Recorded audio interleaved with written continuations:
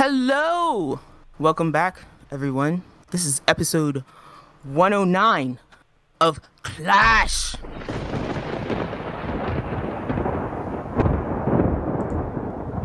The sibling rivalry podcast. I am one of your hosts, Nighthoot, and with me, as always, is... It's your boy Tiz. What's good, y'all? Y'all, Tiz didn't warn me. I came down to our foyer in the creepy manor of Clash Mansion, and we had two guests, Mark and Vic, of the Etcetera podcast. Welcome, Mark and Vic. Thank you for joining us. Thank you. We're very excited to have you. Thank you for having us. Did you actually not know that we were going to be here today? No, I did. Yeah, I didn't just surprise her. Whoa, I like to paint the picture that we're up on a creepy mountain and I'm walking around and Tiz is not telling me who's coming in the house. Look, it's always better content when she's in shock when we start the show. So thank you, gents, for joining us. We'll tell the audience about your podcast in a bit, but before we get to that, guys, you know the drill. Business at the top. Let's get it done. You can email us at siblingrivalryclash@gmail.com. You can also tweet at us at srclash_pod in the Twitterverse. And yeah, today's show is going to be interesting. So I want to see that sweet feedback that we need to live. And I'm sure Mark and Vic needed to live too, because they're here with us. It's a party in here today. Yeah, so before we get into weeks or anything like that, I'd like to learn a little bit about our guests. So Mark or Vic, whoever would like to speak up, why don't you tell us about your podcast and what you guys like to do? Mark, you want to take this one? I'll let you. Sure, yeah. So, like Tiff was saying, we're Etcetera podcast. We like to do a bunch of different stuff as far as talking about just, pop culture, things that's happening in the week, popular topics, and things that, as far as, anime, video games, music, anything like that, because we just feel like it's something that we obviously can talk a lot about. And little do we know, we probably think that our guests also have a lot in common. So that's kind of what we like to do. Nice.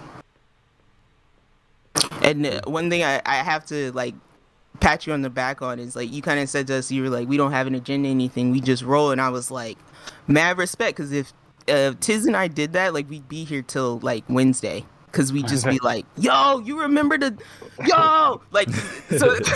we had to write stuff down because we'd be all over the place. So respect to you guys for doing that. What's really funny is that we could be the same way too, but we just know that we have to stop ourselves because it would just end up going way too long, because we always think of something at the last second and then we're like, all right, let's chill for another episode, maybe we'll talk about this. Nice. Yeah, we do off the cuff, but then there's also a time constraint. It's all right, we on especially where we record in person, it's scheduled time, so we can't go over. So we're like, all right, we got to make sure, all right, boom, boom, boom, and then sometimes we'll have that little moment. It's like, oh, but wait, I want to talk about this, and it's like, no, but we gotta go though. It's like, all right, we'll see y'all next week. Yeah, I want to ask you about that real quick, because I seen y'all record in the studio. How do y'all feel that is as opposed to kind of the setup you have right now? Do y'all find that it's way better being in a studio? It's just a better... So it's funny because a running thing with our podcast is we've probably had 10 locations since we've been doing this since 2016. Ooh. And we started from being at his mom's house and then moved all over the place there, then to his dad's house. Then we went to random, sometimes things would come up oh, we can't use the location today for whatever reason. We just go we haven't missed a week since we started. That's tough. One way or another, we've just been we get it done somehow. Even if because at the beginning it was 3 of us. Mm-hmm. So it was even if one of us can't make it, at least we got 2 people. We'll try to bang one out just to make sure we keep that consistency. Right. But to answer your question, so we've kind of had a mixture of both. So what's funny is we had this place that we record at now. Mm-hmm. We paid for it a month before pandemic started.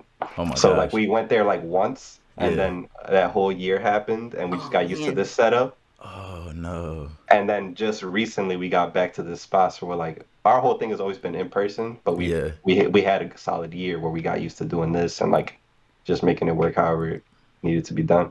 That's dope. It's something that I definitely always wanted to try, because we kind of started this we live in 2 different states. So when we started this, we were already remote, so we kind of just only know this remote setup. But I've always been curious to see what the studio vibe is like. So yeah, that's dope though. That's definitely dope.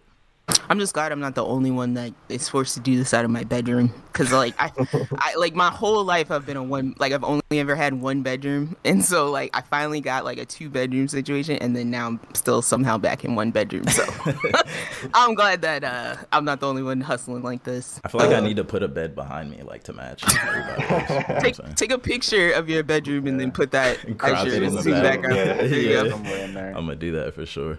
Oh yeah. So as I told you all, I would like to hear what you all get up to in your free time, because that's kind of like what we give. That's what we say when we get to our weeks. Is like, what did I fill my like mental free time with this week? So, what do you guys like to get up to? Mark, you want to go first? Oh yeah, sure. So I mean, it's like some like Tiz, I play some games from here and there. I really love playing just video games. So recently, I ended up getting into the game, The Jedi: The Fallen Order, the Star Wars That's game. a great game. That's Yeah, like It's you. a great game. I literally just kind of like finished it, and it was pretty good, for what it was, because I wasn't sure. But Are you a big Star Wars person? I am. Okay. I actually am. And like it was a different game, just obviously because the one before that was kind of like it was The Force Unleashed. So I was kind of like looking forward to see how this gameplay was going to be, if it was going to be similar or not. So that's kind of what I was really looking forward to, and it kind of gave me that vibe. So I was like, yeah, I it's say it's pretty the cool. best Star Wars game. Really? I think so. It was good. I just don't think it was on the Force Unleashed level, but they're very close. Yeah, they're very close for sure. I'm definitely saying they're close, but I think I like the Force Unleashed a little bit. I was gonna say, I'm bro, not mad at I think you were like slightly just out of the like age range for when Force Unleashed came out, and like them lights. Yo, that dude in them lightsabers was like everything, and I'm not even like a hardcore Star Wars fan, and like I remember when that came out, I was like, I have to play this game. Right. Yeah, and you could go dark or light. Yeah. Sorry, my man, Star Killer. I remember that. Yeah, it's good. Dope. But yeah, Nice. yeah, that was really just what I've been within, like, the time right now that I've had recently. I've just been doing that, and yeah. You watching anything? Right now at the moment, not really. A while ago, I was watching Full Metal Alchemist Brotherhood. Hey. Wow. Okay. I still haven't finished it yet. But yeah, like I don't know. I got to like I think there's 6 seasons or It's long. 5. Yeah. I'm not sure. It's either 5 or 6. But I got to a certain point at the beginning of the season and I stopped, and then I just haven't continued. But Wait, they broke it into seasons? On Netflix, right? Yeah, Oh, on you Netflix. watching on Okay, Netflix? okay. Yeah, on Yeah, Netflix. like- Because I know it's like 50-something episodes. But Yeah. I didn't know that. That's what it Okay. is on Netflix. Yeah, so that's literally what I kind of stopped at recently. But yeah, right now is if it's not that, then I'm just like on like watching somebody stream on Twitch or like on YouTube. What games you be watching on Twitch? Honestly, I either watch like basic stuff as like Call of Duty and like Warzone, really, and just kind of just either be on my phone while they're playing or something, just like have it in the background, really. So Are you it's a kinda- are you a Warzone over Apex person? So what's funny is I actually played Apex very recently, like Yeah. very, very recently, and maybe like within like the last week and a half or so, and I was playing ranked. I got up to Diamond, Oh, and then okay. that's kind of where I just like stopped You myself. was nice. though.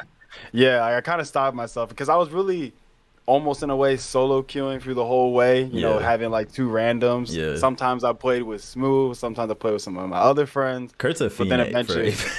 Yeah, he is. That's literally all he plays. That's his and game. I respect it. I respect No, it. If facts. you love it, you love it for sure. That's facts.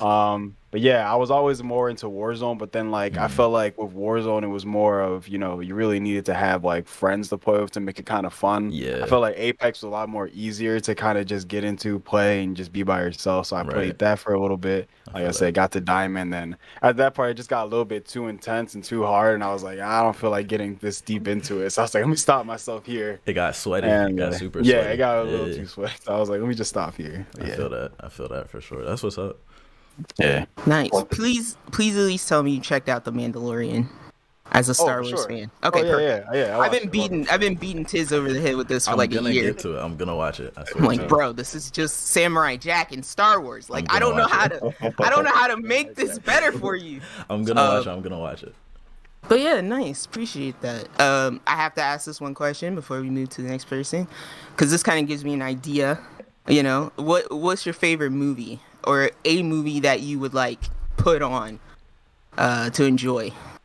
Well, my favorite movie, honestly, I'm a sci-fi person. I always used to see I like Star Wars. So my favorite movie, honestly, is Back to the Future. Okay, I really love that all movie. right.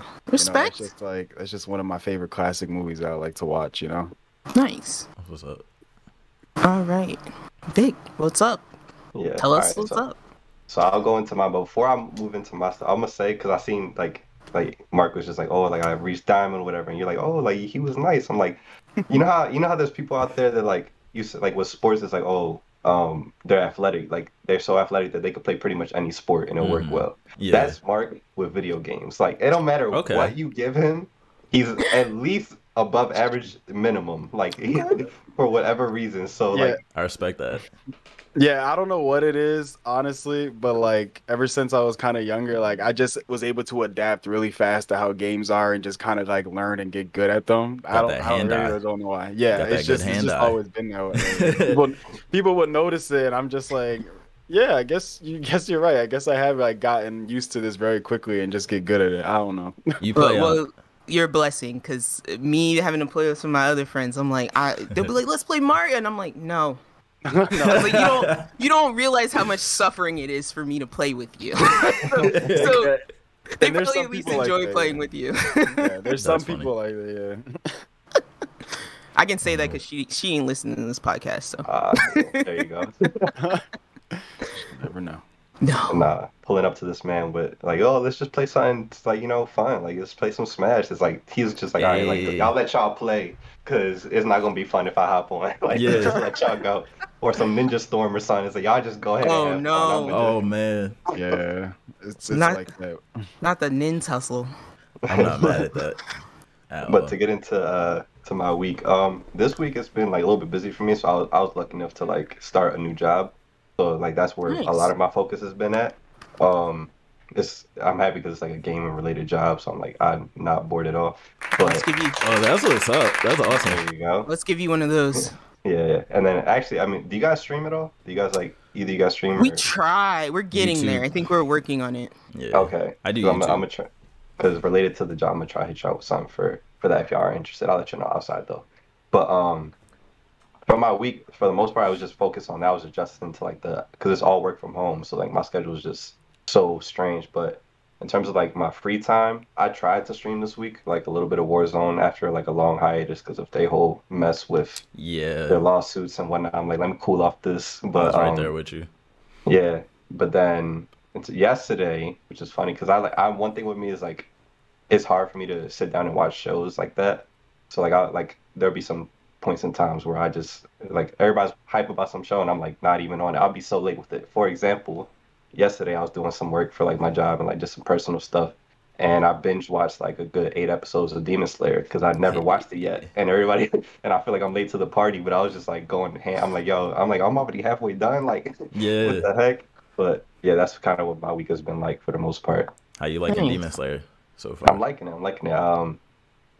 I didn't know, like, honestly, I didn't know what to expect. Like, I knew what it was about somewhat, but I didn't know, like, some of the character names. I didn't know too much about it to really understand. When I heard other people talk about it, what was really going on. Yeah. Now that I'm seeing it, like, unfold, I'm like, okay. So, like, this man went down the hill and he should have, like, he ain't supposed to do that. If he just still home, Yeah. none of this would have He'd have been happened. good. Exactly. Oh man. Yeah, there's definitely a part I remember in because I felt like I was late to Demon Slayer when I watched it, and there's definitely a part where it's like wake up, this is a real show, and you're like, Yeah. okay, all right, I'm here. So yeah, enjoy that. And they not to get too deep into news, No. but they just announced a little something for them, like in the fall into the winter. I don't know if y'all saw that. Oh, I know the new season, but it wasn't another movie too, right? It was just Nah, is it just the new it's season? just like they're doing like half and half, kind of like Attack on Titan type, like with their season. Okay. Look, man, I think honestly the West started doing that. I think they started doing it over like winter break, like because I honestly think Western TV companies realized that they could stop showing shows in November because of Thanksgiving and Christmas. And then they didn't really have to come back until February. And I honestly think that people are just starting, it's like rolling out, right? So it's like, because I noticed that with like a lot of shows, and now it just feels like that's just what you do. You just disappear for 4 months in the winter because nobody's watching TV. Like, that makes no sense. Who's not? But anyway, I am. Thank you. I was like, just ranting about inside. Yeah, I was just ranting about that. I would think that would be the one time everybody would, because you're more, everybody's inside more. I would think. Exactly. It's cold outside. And, Vic, you know the question. What would you throw on if you had to, or if you're not a movie person, what would you throw on? We're throwing just to like have like just to chill, or like background noise, or to watch or something, or even if just to enjoy, if you had the time. What's your go-to? What's your go-to? Yeah, for me, I'm more of like a comedy person, like straight. Like a lot of the times, I just throw on like a Rush Hour, a Step Brothers. The I was other gonna guys. say Step Brothers. Yeah, that was gonna be my first thing. Those are my I watch Step Brothers like more times than I can count. So that's probably Step Brothers would probably be my answer.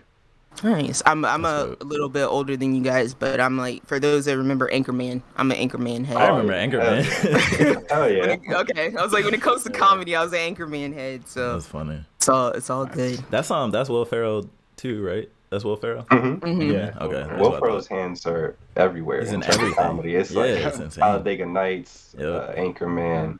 Yep. He's the list goes on. He's out here for sure. All right, Tiz. It's me. What'd you do? So I didn't do much. I just actually played. I don't know if any of y'all have heard of Amazon New World, the MMO that they're making. So they're in open beta right now, and I was like, I figured I might as well check it out because it's something like I do typically play. Like, I like to try a lot of MMOs, but I don't necessarily play a lot of them like hardcore. Like, there's only been a certain amount. Like, I played World of Warcraft for a long time, hardcore.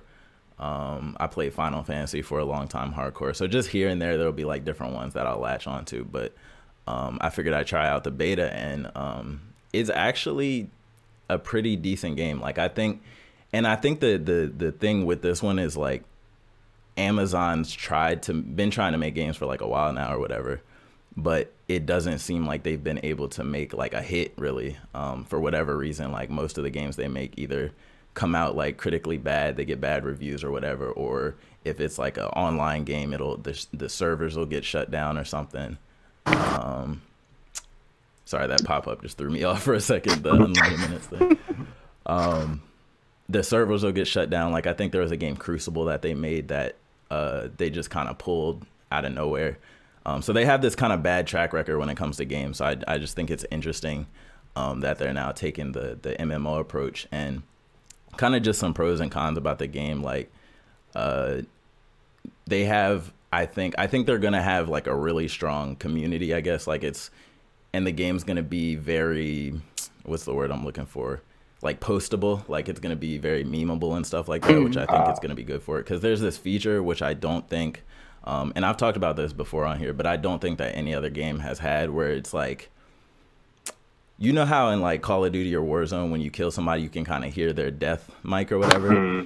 They have something similar to that, where it's like proximity voice, but everywhere in the world. Like, anybody you walk up to, you could just hit the talk button, start talking, and they can literally hear you. Like, so you can even go online now. There's just all these clips and these crazy funny videos of just wild interactions between randoms in this game. Easy content.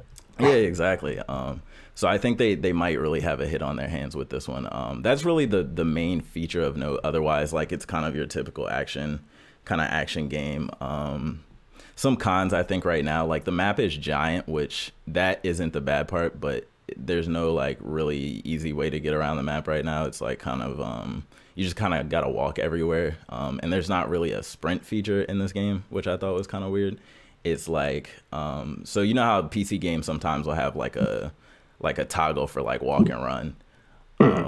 This is kind of like that, where you are always kind of like moving at this like light jog type of pace, and you can toggle a walk from that, but you can't really sprint or anything like that. So you're kind of just like slow jogging around the map, like from objective to objective, and it can kind of get slow in those moments. But I could see, like, I played it by myself, but I could see if you were in like a party with friends or whatever, how it could be more enjoyable in that way. But yeah, not really much else to say. I'm only like barely played a little bit of the intro, so I'm gonna probably play some more, honestly, maybe like later today or something. So that's all. Oh, sorry. Is there any? I was just gonna ask, is there anything unique about it that's standing out to you so far, or? Other than that chat feature, I guess it has a unique tone or setting. Like it's like this weird mix of like World War II looking like rapiers and like musket type guns and there's bow and arrows in there mixed in with that too, and then there's like magic. That sounds very what was that game that I played? Greedfall. Yeah, it looks just like Greedfall. Okay. And the monsters are very similar. They're like tentacle monsters and stuff like that. You know what I'm saying? So, other than that, though, I think it's really gonna blow up just because of that kind of like community and like social aspect of it, which I think is cool because it's kind of like the specific way that they do it I haven't really seen before. So I think that's good. But yeah, that was kind of all really of note that I did. I didn't really watch anything new. So. Yeah. Thanks. What about you? Well, other than the fact that I haven't yet addressed your Atsuki do-rag, I need to address that right now. I did it on purpose. Boo, boo. Bro, you're killing me right now. All right. Swag, drip. You feel me? All those words. All right. And then beyond that, sorry, y'all, I don't see my bro all the time, so when I do see him, I have to clown him really hard. That's all good. She's always bullied me. Like in my head, he's still wearing that like Vegeta button down that he used to rock, like and go to school in. Vegeta in Super Saiyan mode. I was that kid with like the Yu-Gi-Oh collared, like fully graphic button downs. That was so definitely that like when he's wearing that D-rag, it just brings back all of that for me. Bro, just like he never grew out of it, man. I don't go full on crazy with it like I did way back in the day, but I have to have little hints. Like I have to have little pieces. You know what I'm saying? It's fine. No one's judging you. It's dope. No one's judging you. I just love it. I have to call the attention because I love it. Yeah. But yeah, I told everyone pre-podcast that I was running in. I was very confused because I watched a movie called *Malignant*. That came out here, I believe. Yeah, it just came out on Friday on HBO Max, and it was a horror movie by James Wan, who did the original The Conjuring and the movie Insidious, the Insidious series, and those are both like two of my like very favorite horror movies. So I had to watch this movie, especially because we have like a group chat of some friends on the side, and they were coming hard for it, so I had to get my opinions in fresh. I have to say, like, sometimes I feel like when a director has a certain voice or a certain way that they do things, people get very used to that, right? And then they go, here's the next film from so and so, you're used to blah blah blah, and then you go see that movie and it doesn't live up to the last movie or whatever it is, right? This movie felt like I was like, yes, this was a James Wan movie, and it was done very well. Now, I watched this with our producer, Kay. He was very skeptical the whole time, as he always is. But even sitting through all of that, like, I still was very, like, drawn into the actual story that was going on. I will say, because a lot of people these days judge movies by jump scares versus, like, that consistent feeling of dread. This has a good mixture of both. There are a lot of moments where you're kind of just like waiting, and then there are a lot of moments where you're like, ha! And there were a couple times where, and I'm a pretty, like, I wanted to be a surgeon. I'm a pretty strong person when it comes to blood and stuff like that. I can look at things. There were a couple times where I had to be like, nope, and just like avert my eyes from the screen because I was like, I don't want that image burned into my brain while I'm trying to sleep tonight. So, without giving too much away, *Malignant* is pretty good, and if you have HBO Max, I recommend you watch it before October 10th, before it's gone. Would you say, because one of the ways that I judge horror movies is, like, I think a really good horror movie will have you, like, thinking about whatever the thing in it was afterwards. Like, you'll think about maybe the theme, or you'll think about, like, where they went with the plot. Did you think about it at all after you watched it, if that makes sense? it's not one of those. It's not a existential, philosophical haunting you movie. It's not that. It's a very acute story of like this woman and something that's happening to her. Okay. So you could, in theory, be like, what if this happened to me? But that's not where the horror comes from. The horror is the fact that it's happening at all. I think in this movie. And yeah, the strongest thing I think about it now, I have to put on top these movies, Insidious, The Conjuring, this movie in particular, Malignant. James Wan. It's very much like when you would watch a Scream or a Halloween. There's an atmosphere, right? So I won't say that like this is gonna scare anyone off the cuff, because there are a couple moments in here where you actually laugh. Just for example, the woman's sister, like, they have to go to the cops, and the woman's sister's like, you guys use psychics to solve crimes, and the cops like, that's not real, nobody actually does that. And then later in the movie, they're like, oh, we have a hypnotist, she can help bring out these past memories for you. And she's like, I knew you guys use psychics. And it's like, so there's moments like that in the movie where you laugh because you're like, there's this ongoing joke, but overall, it does try to make you feel like these characters are real people. There's a sassy black cop lady who just never believes anything. Oh wow. She was like, she killed her husband. She was like that. Like, she was just like the whole time a naysayer. And I'm like, will you just listen to this woman for 3 seconds, black lady? Yeah. Like, we know you're the skeptic. We got it. But so there were like, I think he does a good job of filling out these characters, because in reality, these characters mean nothing to you. They're here just to get scared and have things happen to them. But you honestly do end up feeling things. And this was one of those movies where like you wanted a certain outcome to happen. Like, you were rooting for these characters because of what they had been through. So I think overall, and that's the same with The Conjuring, it's the same with Insidious. Like, you are kind of rooting for the main characters to get out of this plight that they're having to deal with. So I enjoyed that part about it. Okay. And the other thing that let me be direct, like as I always am. Daniel, this movie was not corny. Yeah, I'm calling you out, Daniel. This movie is not corny. So I'll address you later. That's funny. But yeah, so the other thing that I did this week, I'll say I was slave marched through a game. Oh God. Called For the King. I was slave marched through a game by K. That 2D switch or Steam? It's like side scrollery? It's not, no. It's not 2D all. It's 3D polygonal. It has that 3D cell shaded, like, characters are very hexagonal looking. Jagged art style to it. But it's smooth. It's so smooth though. Okay. If you remember the trailer for that game, Survival Machine, it looks exactly like that as far as characters. But so For the King is a group RPG, which if you guys have ever tried to like find a game to play with friends that's an RPG, group RPGs are very hard to find, like co-op RPGs. And so this one we were testing out because we had just finished playing like Overcooked, and I think we were considering playing another game, and this one just happened to come up.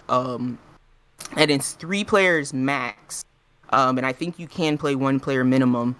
And it's basically set up like table board game style, where you have your tiles are hexagons, your moves are based on dice rolls, and your skills are that of like a regular RPG. So you have strength, you have agility, you have strength, you have speed, you have vitality, and these are all stats that you're trying to boost with items that you collect from fights.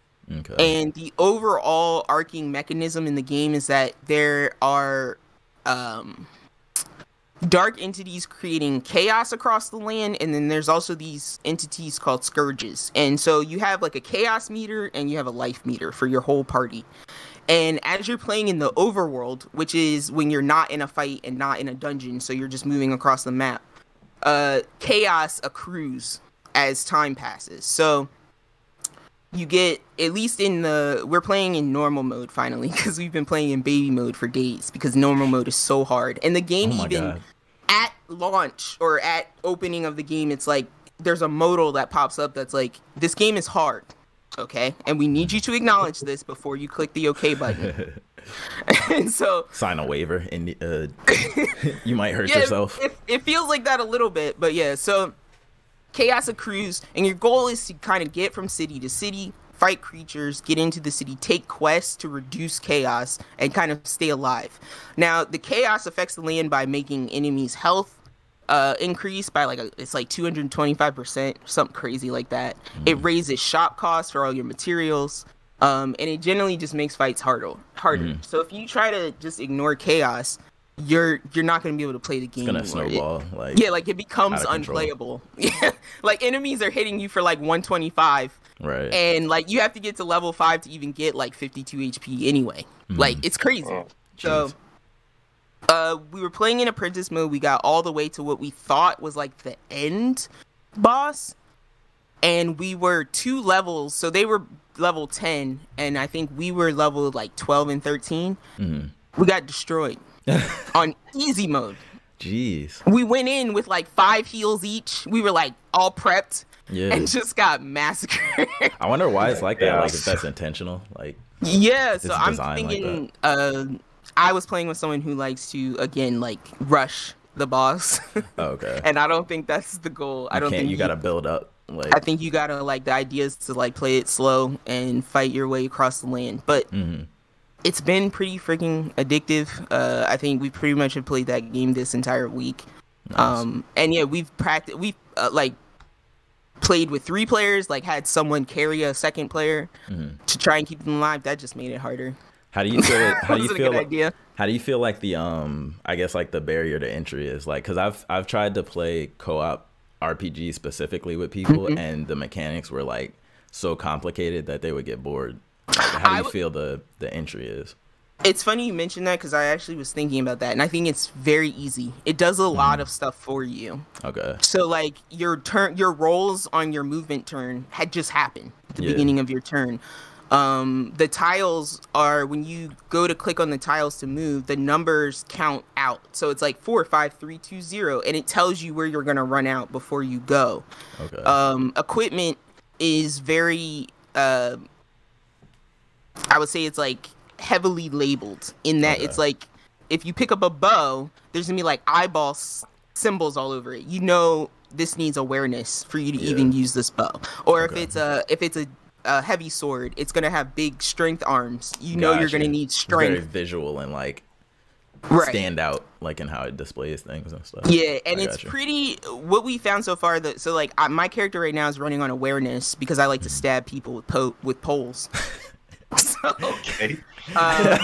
like spears, like a spear, like a bro. You like know I love halberd. You know I love halberd. Yeah. True. So it's a halberd.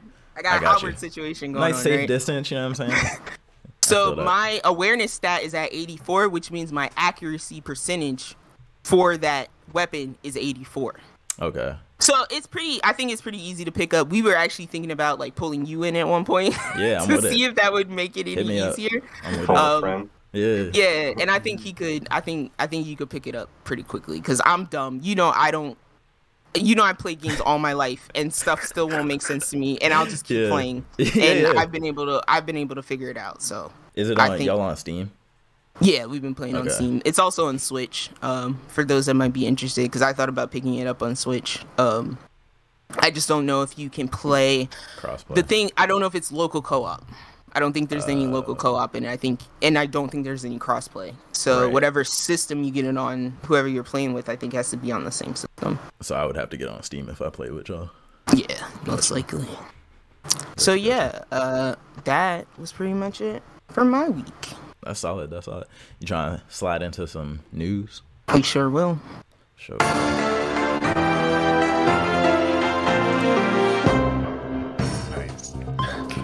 We need to get some of these on our show. Okay, I'll happily send this to you. And now over to Tiz with the news. So I don't have a lot on this doc because obviously we have guests. I wanted to give some time for in case they want to add anything or bring any news to the table. So I just want to tell y'all, feel free like to stop me anywhere. Like this is super free form. It doesn't have to be super structured or nothing. So just, you know what I'm saying, anything that you got, just throw it at me. But right now, I'll start with the PlayStation Showcase. Are y'all PlayStation fans at all? Yes. Of course, day one. All right, let's go. Let's go. Yes. Let's go. We picked the right pod to collab with. I was like, can you even really be an Xbox fan right now? Like a sole Xbox fan?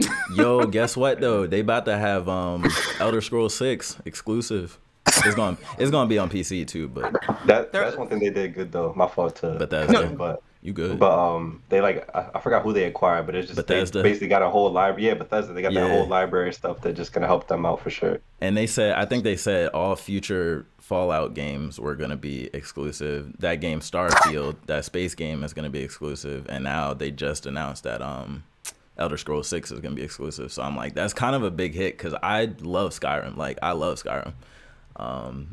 And if it wasn't coming out on PC as well, I would probably buy Xbox for Elder Scrolls 6, but I'm gonna just cop it on PC.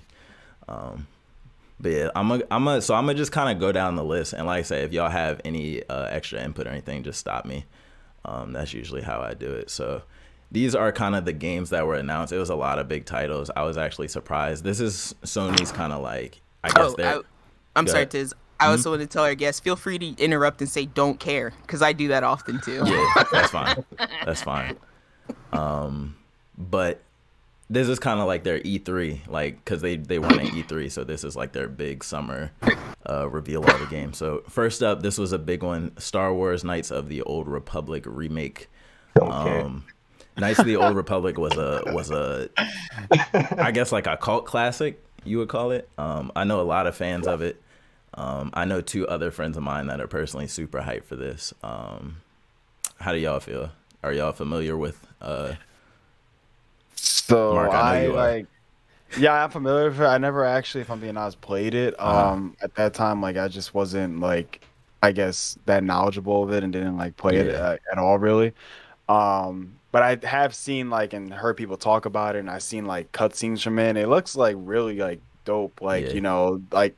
Because it's almost in a way like a different universe, I guess, of Star Wars in a sense of how they tell the story and everything. Because it's not like your basic like movies, how they are just so like basic and just confined to what they are, follow like a story and all that. It's like so much other shit. So like I like when I see that stuff, I'm like, wow, that's pretty like cool. I wouldn't like mind now if I was to get into it. I'm pretty sure it'd be something like interesting to kind of just like vibe with and just see how it is. So yeah, for sure. I'm kind of right there with you because like I said, my friends have told me about this game. They try to get me to play the old one. They're like, nah, play the old one and still good. I'm like, it looks kind of old though. Like, exactly. You know what I'm saying?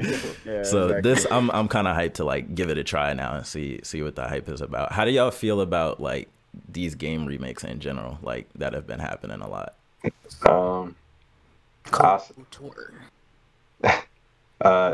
It's good to see, I guess, somewhat, but it's becoming. I think it's going beyond just video games. The whole idea of remakes or like rehashing old ideas Movies is getting too. a little too much for me. So I'm getting a little sick of that. But at the same time, if it's the right title, like it'll get me. You know, like if it's something that I've been waiting for, like I think later on in this list, I think there's an Uncharted in there, which is like that'll get people easy if you're a fan of the series. For sure. And like with Sony specifically, I can kind of see why they're doing it because their titles sell. Yo, Vic, you just made me like on my tombstone. I'm gonna write like they remade Cinderella 86 times during my life. That's another movie that I think Amazon is doing a remake. Yeah, they just made it. I was like, they're doing it again. They made another one. They made another Cinderella. What? That's Sorry. insane. But it's like when you made me think of that, I'm like, yeah, I'm gonna count how many times they felt the need to remake these movies that nobody identifies with anymore. I don't understand. Come up with new ideas sometimes, please. I'm with that. And then next up. Oh, sorry. I'm sorry. All I'll say is that KOTOR. I have personally heard people mention KOTOR like insane. It's on a lot of lists. Yeah, if we're talking about things that are worth remaking, I think this would be one of them. Because like you said, like people are going to be deterred by the visuals. But from what I have heard, the story in KOTOR is insane. Yeah. And Top tier so, Star Wars story. If it makes the content shinier and prettier to get more people into it, I got to get behind it. Yeah. I also add that like my Star Wars knowledge is next to zero.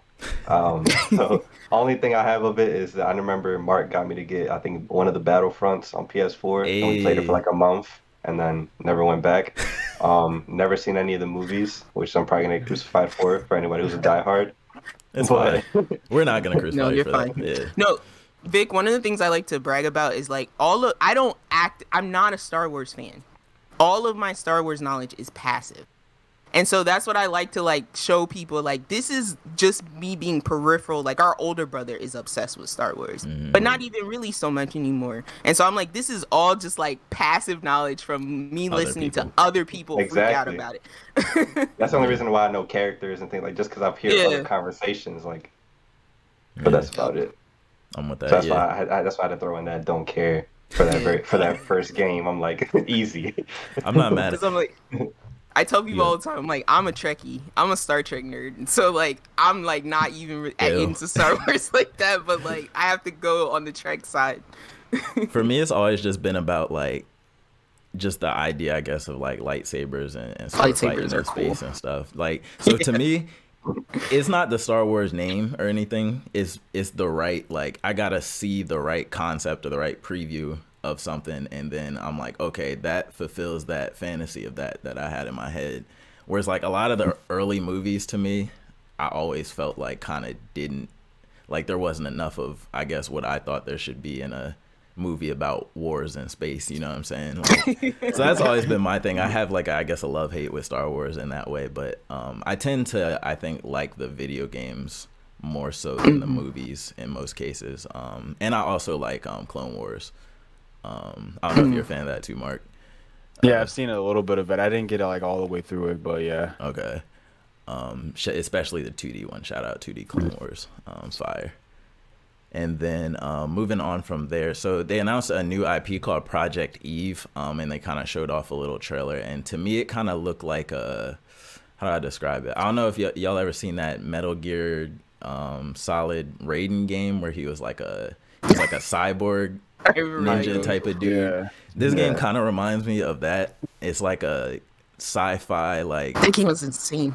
it was not as over the top. This game doesn't look as over the top, but it looks Okay. like, it looks very Eastern, like sci-fi, like tight bodysuit, feminine protagonist with like a sword, like going around like slicing up aliens and stuff like that. So I mean, it looks like if you like action games, it might be something that you would be into. But I Like think a it's devil, I would say like a Devil May Cry, or not, but not as stylish, probably. yeah, kind of like Devil May Cry-ish. It looked kind of slowish, like almost like Souls or even like Fallen Order. It looked like it has that kind of like wait, dodge, hit, block type of combat to it. So I kind of enjoy that type of combat in a lot of games. I'm a huge Dark Souls fan. So Same.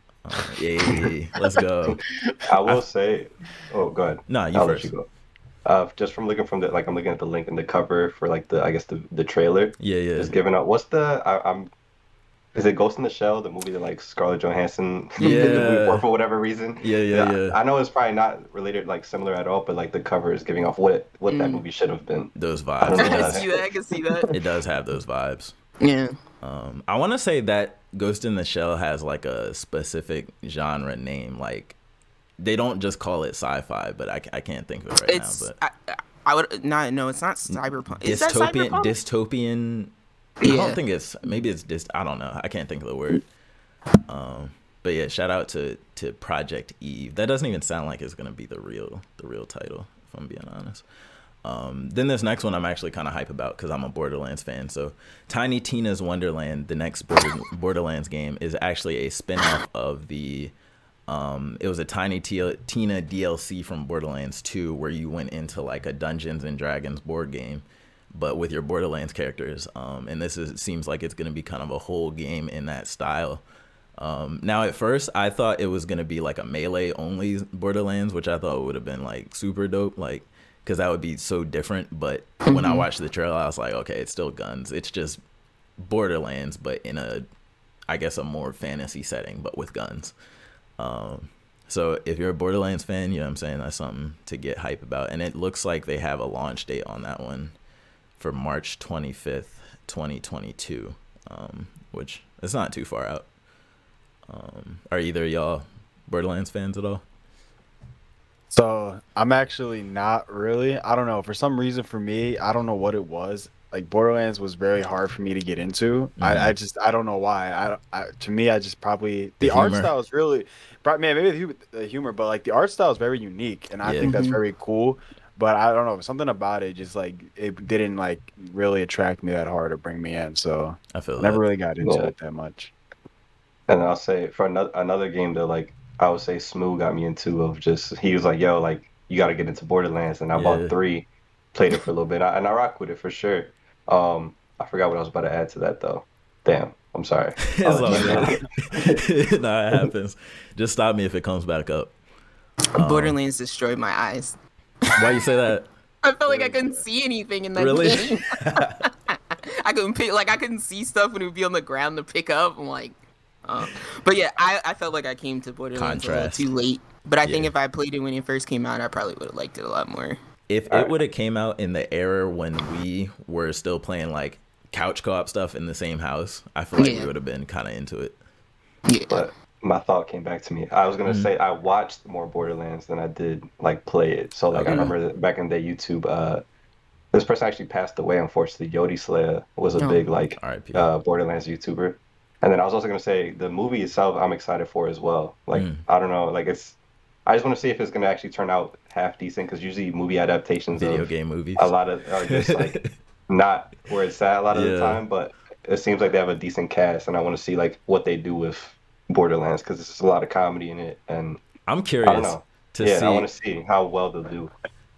because like with the art style transitioning to the live action, that's what I'm curious. Like, are they gonna have the whole like? Do you think they'll have like the pop art effects like in contrast with the live action characters? Are they gonna go full live action? Like, I'm super curious. I'll say, are any of y'all familiar with Firefly, the show?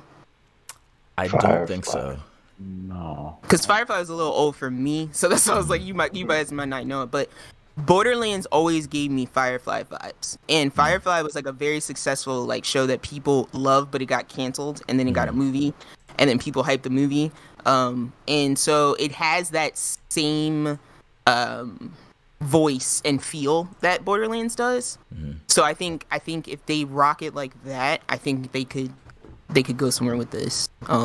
And because I wasn't a Borderlands fan, but I was a Telltale fan, and I loved the Borderlands Telltale game. Yes. That was really fun to Sleeper. watch and play. So I agree for sure.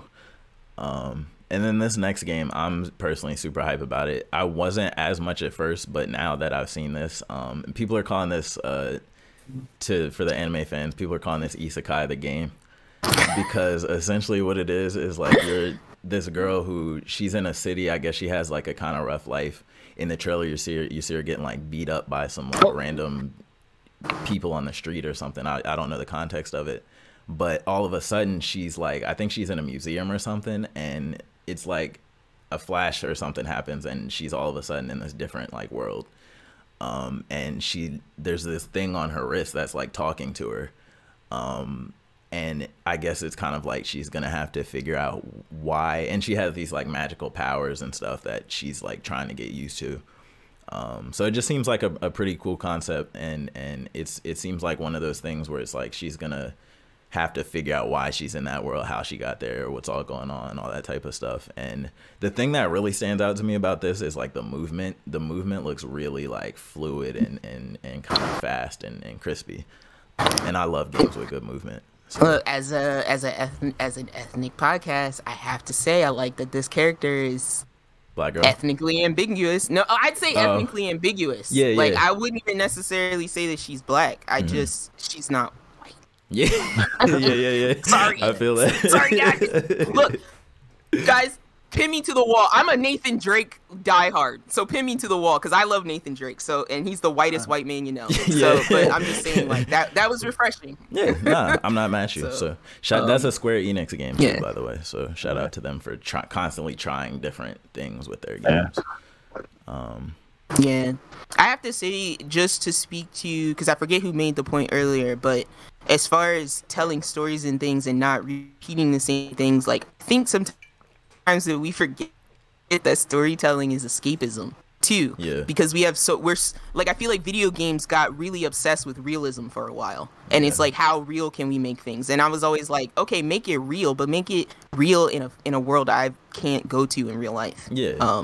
And I feel like I'm just watching the trailer, and that feels like where they were going with this, which is great. Yeah, it looks dope for sure. And then next up, I won't say too much about this next one because we talked about this a lot on here. Rainbow Six Extraction, which is basically it's like I guess you could call it like Left 4 Dead. Rainbow Six Siege's take on Left 4 Dead, so it's like a co-op zombie kind of survival, but it's got like the tactical Rainbow Six stuff in it where you're like sneaking and using your gadgets and communicating with your team and stuff. So I think a pretty cool concept.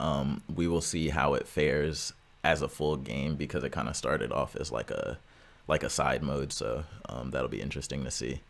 And then Tiff, I know you're gonna be hyped for this next one. We got Alan Wake Remaster. So Alan Wake Remaster on PlayStation. Yeah, it's crazy. I had a feeling I bought an Xbox to play this stupid game. Sorry, go ahead. Yeah, no, I had a feeling this game had to come back, right? Because it has like a strong fan base. So good. And this is coming out October 5th, 2021, so really soon, actually. Are you planning to get this? This game put me onto Remedy, and then has made me champion Remedy ever since. Yeah, absolutely. We're going to be playing this on the channel 100%. Even if it's you playing it. I can handle Alan Wake. This is a game... Because one thing that I keep harkening back to is that, like, I would say at age, I didn't start playing shooters until I was like 16, 15, 16, maybe 17. Because I was just terrified of, like, first-person shooters or horror. Like, I couldn't even watch a horror movie until I was like 26. So playing Alan Wake the first time I played it was like, I could only play for like 5 minutes and then I'd have to shut it off because the black shadow dudes just rolling up behind you was like, it destroyed me. It like destroyed me. I feel so that. Like I'd be like shaking and stuff and I'd have to turn it off. And so when I finally got through this game, and then I played it a second time. The second time I played it, I got really into the story because I was less afraid, so I could pay attention more. And it's just like, it's just so well done, and the visuals are so great. And then to see that story carry on into Control, which is like their most recent game, was just great. Were they connected? Great. Yes, they were. Really? Yes, because the typewriter in Alan Wake is like the MacGuffin mystery item that's causing problems. And so, Control is all about containing these items objects, that cause supernatural things to happen. I never realized that. They folded the stories in together, so it was really cool. That's interesting. Mark and Vic, how do y'all feel about horror games in general? Go ahead, Vic. I'm a fan of that stuff. Only thing is that it's hard to find a good one. I feel as though it's play Alien Isolation. I've seen people stream that for sure, but there's a point in time where like a lot of the games and we're just focusing, like you mentioned earlier, jump scares, and like I feel like there's a lot more to that of just adding like an eerie atmosphere to certain games where it just does way more than having somebody jump in your face. Bro, play Evil Within. Yeah. Oh my god, bro, that game is rough. Mark. Yeah, like Alien Isolation, I think. Oh, I'm sorry. No, yeah, I just generally don't really play that many like horror stuff, really. Yeah, so I don't know. I see, like, I remember before, a while ago, we actually tried to like play, what was it, Outcast? Right? Yeah, Outlast is rough. Yeah, too. And that was just like, man, you just literally just walking, waiting for something to just pop out at you the whole time. Like, you feel so helpless. Exactly. Like, you can't do anything. Like, everything in there is like 10 times bigger than you and just like waiting to kill you. You're running high, bro. You just gotta running high. Yeah. High in the closet.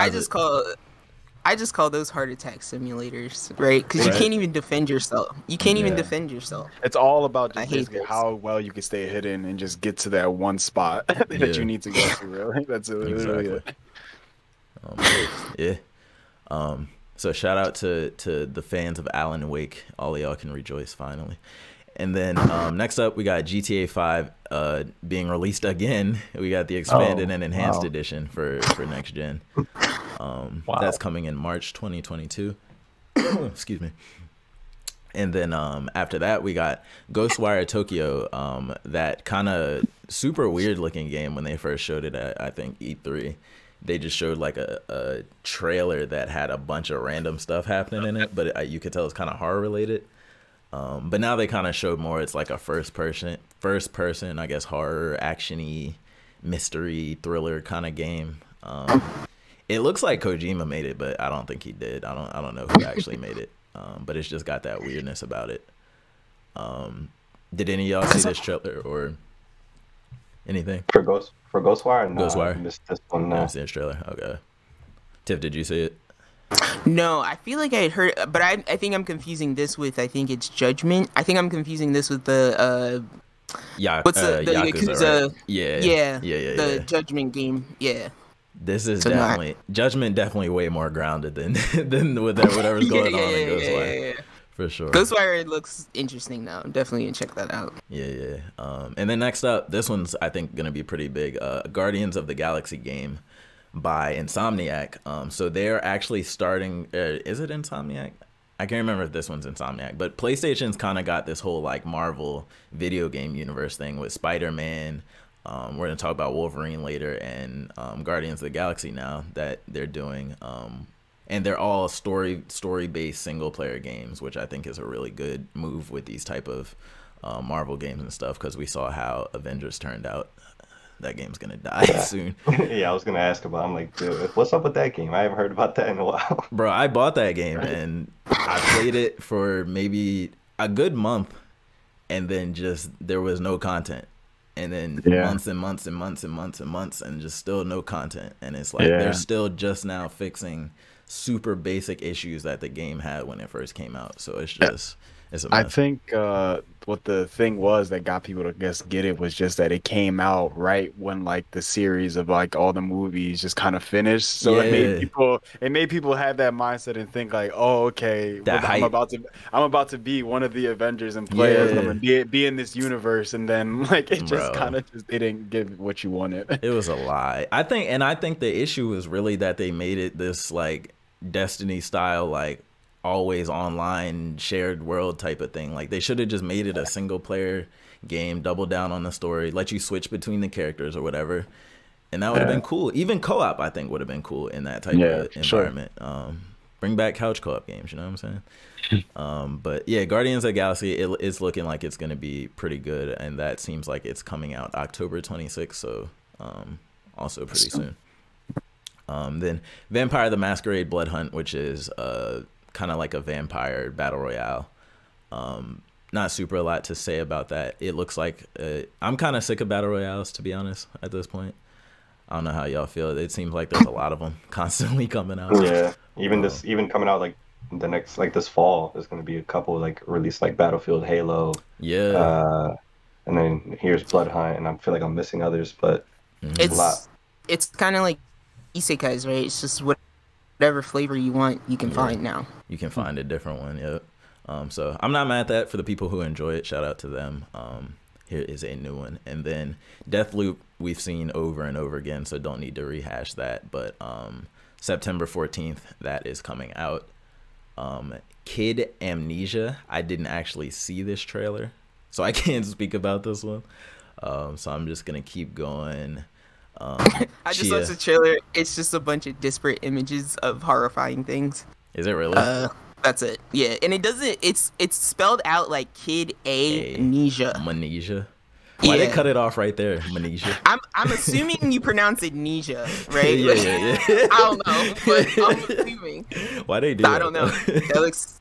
It's in collaboration with Radiohead, the band. So this might be one of those like musical experience type games. Okay. Games, yeah, like an interactive experience. Okay. I'm not mad at that. A walking simulator. Chia looks like a swimming simulator. It look like Luca the game. Yeah, the movie that came out. It does. Oh, sea monkey. Tropical adventure. And then here's that Uncharted. So Uncharted Legacy of Thieves collection is coming to PS5 and PC, which is kind of crazy. Yo, I got my boy looking And like Liam Neeson on the cover here. Nathan's face looks like Liam Neeson. He looks aged. He don't look like that. He looks aged a bit. Yeah. But yeah, Uncharted. So I didn't actually play 4. This is a bundle of 4 and Lost Legacy. The only two that I didn't play yet. I have 4. I don't have Lost Legacy, but I'm gonna play 4. It's installed on my PlayStation. I just got to get around to it. But Tiff, I know you're a fan. Vic, I think it was you that said were Uncharted fan. Yeah, so Mark put me on to Uncharted 3 back in the day, and then it just turned like us playing multiplayer that. Played the story, played 4, went back and did 1 and 2. Yeah. And the only thing I'm missing is Lost Legacy though.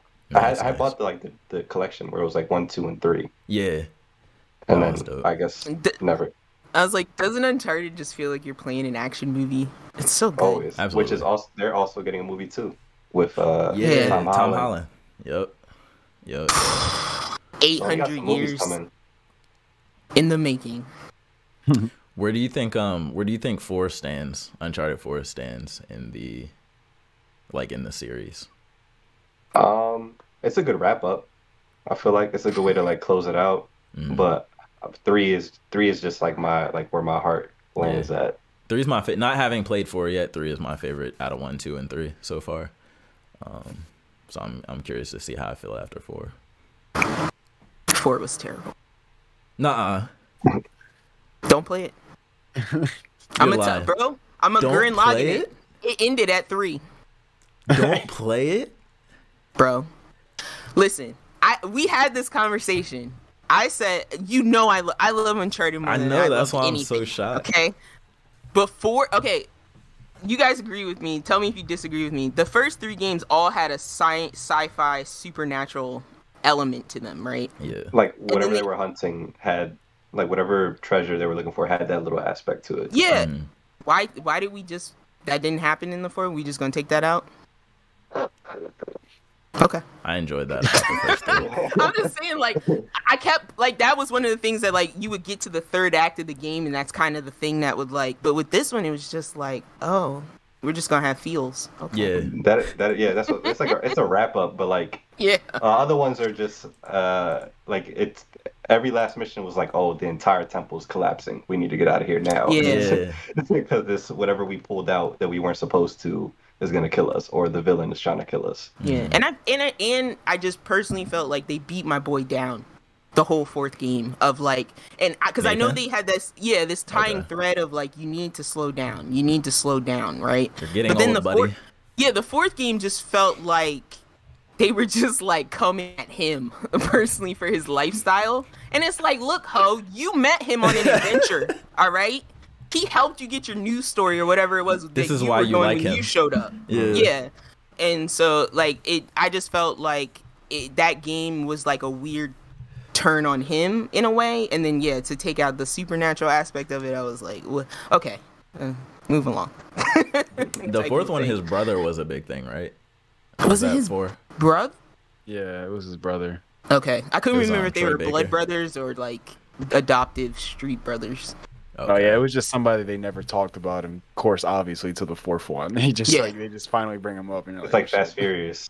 Yeah, it's like one guy talks about family the whole time. All of a sudden, has a brother, and like now he has a brother. Well, that was one of the interesting things about Nathan is they never really talked about his past before we met him.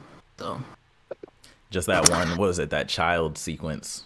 That short child sequence in 3. Yeah, I thought that was pretty cool. I want a game about young Sully. And I'll leave it at that. I want Sully like seducing ladies, jumping out the planes, smoking cigars. Look, I can guarantee you Uncharted is not stopping no time soon. Like, there's probably a really good chance we're gonna get that in like the next 5 years. Within the next 5 years or so, I can see it happening. I hope so. Yeah. And then this next one like completely shocked me. I was not expecting this at all. So Marvel's Wolverine, made by Insomniac. And if you don't know, Insomniac did Spider-Man, the latest Spider-Man game on PS4. Also Ratchet and Clank back in the day. So that is pretty big. So they seem to be getting a lot of the trust with these Marvel franchises. And they're picking ones that we haven't seen in a while. Like there was a really good Wolverine game back in the day. It was like Wolverine something Unleashed or something like that. It was on PS It was on Xbox 360, I think. And it was like an action game where you just go around with Wolverine doing Wolverine stuff. It was dope. Back when they just made it, Xbox 360 made the most games, like just based off one character. Yeah, absolutely. Shrek the game. Yeah, why not? Like, I ain't even mad at it. But they didn't really show any gameplay for this, but it's Insomniac, so you can kind of go off, like, just Spider-Man, you can kind of go off what it might look like, what it might feel like. Probably be an open world, probably be very story, cutscene heavy. Probably be the motion, the movement and stuff will be clean, pretty crisp. Probably be a third-person action game, I'm guessing.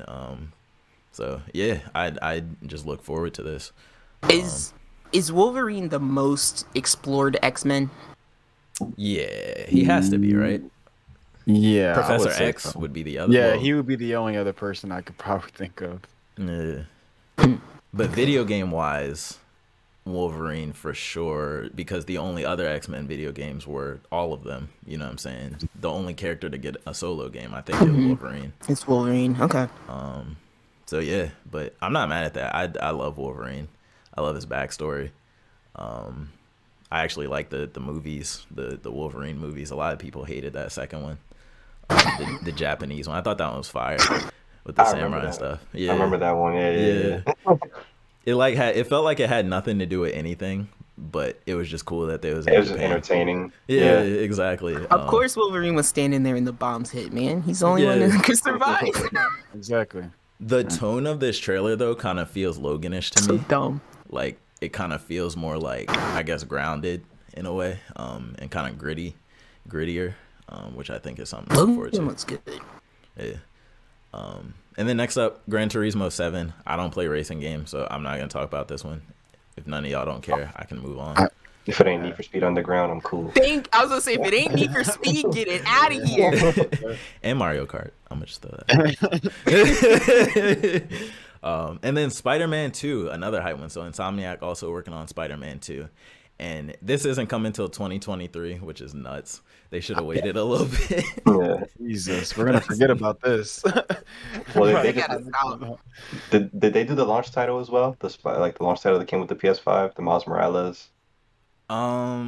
Wait. Oh yeah. They did Miles Morales too. Yeah, for sure. So that's probably why there's such a gap. They got Wolverine, Spider-Man 2, like. Yeah. Absolutely. And I think Wolverine is coming first. But the big thing with this Spider-Man trailer was they showed Peter and Miles fighting together and Venom. They revealed.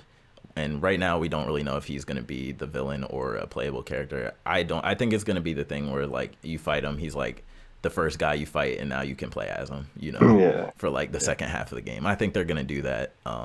They did that back in I don't know if any of y'all play Ultimate Spider-Man on PS2. It was like the one that was comic booky, and you could play as either Spider-Man or Venom. So I yeah, think I might talk about. it gives me those vibes.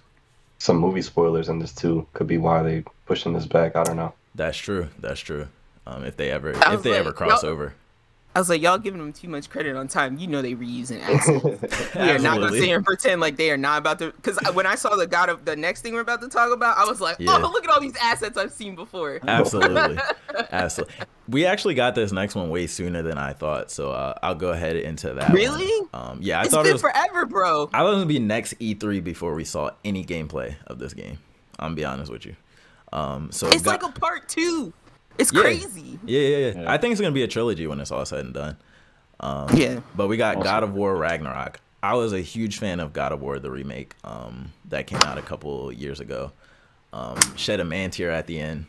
Won't say why if you haven't played it yet, but it's a very touching game.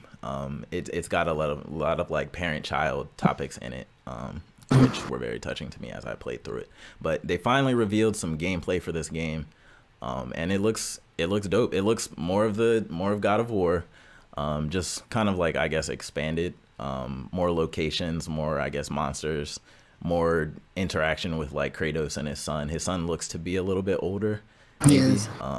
And they're kind of like actually a team, like fighting together now and stuff. So it seems like it's still gonna kind of have that Last of Us like duo type of thing throughout the story and the gameplay and stuff. It sounded like the son is tired of hiding. Mm-hmm. Because the whole thing of the first one is like they're kind of protecting him, like keeping him hidden, and he's tired. It sounded in this trailer he's tired of hiding, and he doesn't. He said he needs to understand more about Loki. I think it said in the trailer. Because like whatever that means. The big thing with this is like the Norse gods are coming out now, and it's kind of like this altercation. Oh, I was like, I don't know if this is the place to bring this up, but I feel like it is. Ragnarok is exploding. Like the word Ragnarok. For whatever reason in media is everywhere.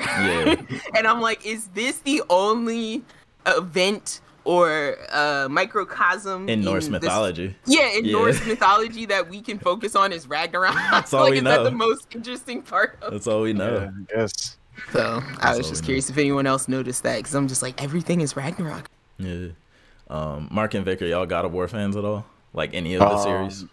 Yeah, so the real older ones, like the trilogy of the real older ones, I didn't really play it as much. My older brother, he actually played it a lot, and I watched him play those.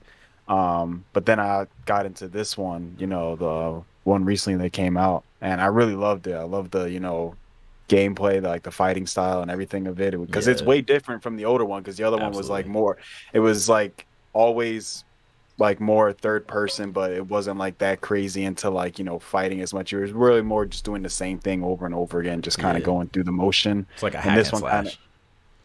And this one kind of added a little bit more, you can control yourself a little bit more. You can change your fighting style a little bit. And then you also have the sun now, so I added that aspect to it too. But I love that game, and it was just the adventure was cool. Aspect part of it was cool. So I was like, I'm really excited to see this come out and see what it is. Absolutely.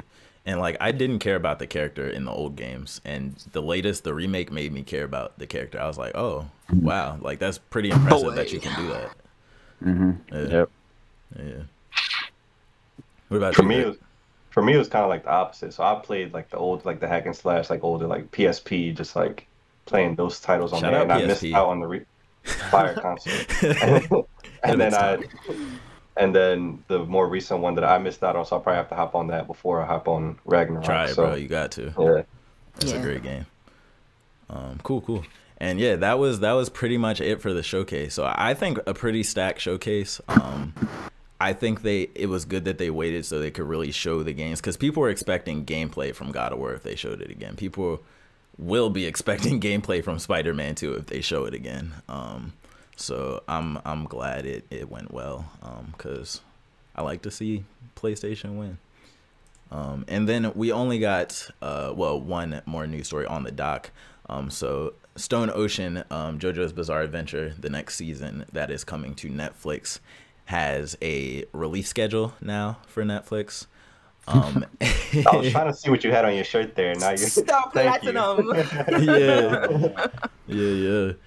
So it will debut on Netflix in December, and it seems like it will be following a monthly release schedule, which is a bit different for what is usual on Netflix. So there's some details in this article about exactly why, but the main point is that it's going to be a monthly release. So yeah.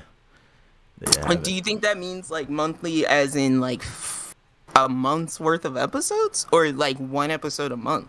So no, not one episode a month. So I think because JoJo's usually at least 30 plus, I think this is saying this should be 39 episodes. So I think it'll maybe be 10 a month, maybe. Okay. Something like that until we run out of episodes or whatever. This is I don't think this is as long as part 5. It could be, but I don't think it is. And the part after this is twice the length of this one. Really? Yeah, so it's Crusade again. Stardust Crusade. Yeah. So I saw it. I'm excited. Music's gonna be great. Yeah. Are y'all JoJo fans at all? So I was gonna ask. I'm I've never watched the series.